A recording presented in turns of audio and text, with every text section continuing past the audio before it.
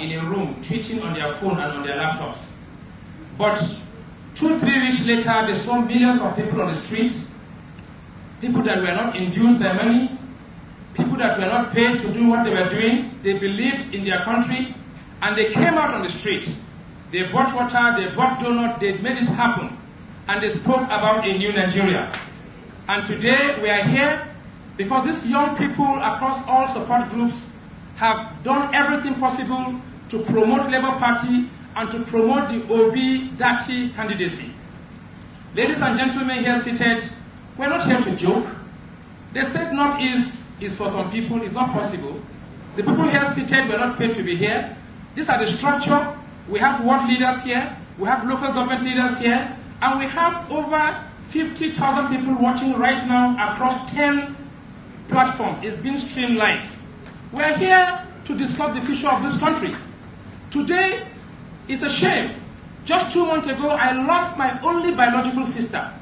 I couldn't go to Maiduguri to bury her because of insecurity. One day I was called in my village in Shafa, southern Borno, our local government to be precise, that my family members, some have been killed, some have run to Bola on the mountains to hide because of Boko Haram.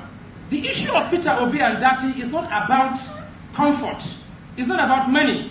It's about the soul of this country. It's about the future of this country. Today we have a country whereby the son of a poor man have no voice. As a matter of fact, some of us as young people, even when we come up with new ideas, our initiative, our passion, our drive offends some people. We don't want that kind of Nigeria.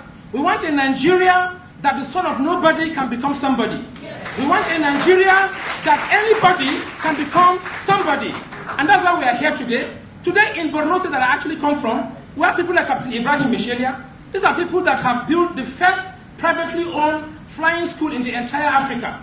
The person who is the captain, who in his early 20s, he became a captain, became MD of an airline. He's left what he's doing to run for governorship in Borno State. People are tired. People are frustrated. People can't live a free life anymore. In the last 10 years, we living in the Northeast cannot travel home for Salah holiday, for fasting with our loved ones during Azumi, or to go for New Year freely. Even when you have to travel home, you have to leave one of your eyes open. That is not the Nigeria we deserve. We deserve more than that. I was just speaking to somebody. There's a place called Bola in southern Borno. There is no road to that place, but every election they have a way of sending ballot boxes to those places. You can go to Goza. There's no road. People are suffering. Go to Adamawa. People are suffering. We just sank a borehole in Bola.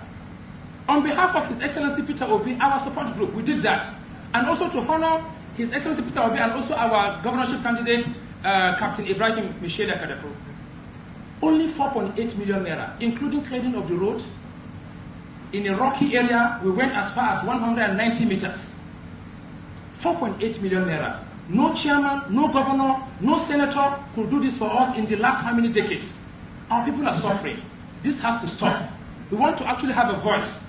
Ladies and gentlemen, we are here today to discuss the issue of Obidients and our candidates across different platforms, governorship, House of Reps, and so on and so forth. We're here today, we have our father of the day, former SGF. You all know the risk he has taken. You know what it means to fight an incumbent government. We thank you, sir. We have the Middle Belt president here seated. These are people that have sacrificed their all, and they have made up their mind to fight for this great country. All we can do is we are going to rally around our elders here seated. We'll give them all the support. And if anybody gives you money to betray Labour Party, ask the person, when next will I see you? Because they will give you this money every 4 years. Your children are not in school. This government shut down our schools for months, and nothing could be done about it. Is that what you want? Some of our family members and our loved ones are in the IDP camps. Is that what you want? If you meet people today in the Air Force, in the armed forces, they will tell you that this issue of insecurity can be tackled in a couple of weeks. Nigerian army, Nigerian military and armed forces is one of the strongest in Africa. We know what we've done in Liberia and other parts of the world, and we can't look after our own self simply because of interest. This has to stop. Yes. The only way that can happen is we will not take their money, we will not listen to them, We will vote in Obi and Dati, and this country will be redeemed. I will stop here because there will be session, there will be town hall meeting. I can also, ask some questions. I can also answer some questions. But please, ladies and gentlemen, let us listen carefully to our elders. Let us listen carefully to our leaders. And the chairman of the party is here. I can assure you that as you go back to your local government, to your ward, you have the support. In the next couple of weeks, we'll start real mobilization. And thank you very much, Babachir David Lawal, engineer, for the love and the support and the encouragement to this great movement. God bless you. Thank you very much. Thank you very much. My name is Balami Isaac David. I'm the National Deputy Campaign Manager for the Obidati Presidential Campaign Council under the Labour Party, and I'm also the convener of this great event. So, what must have inspired you towards the very?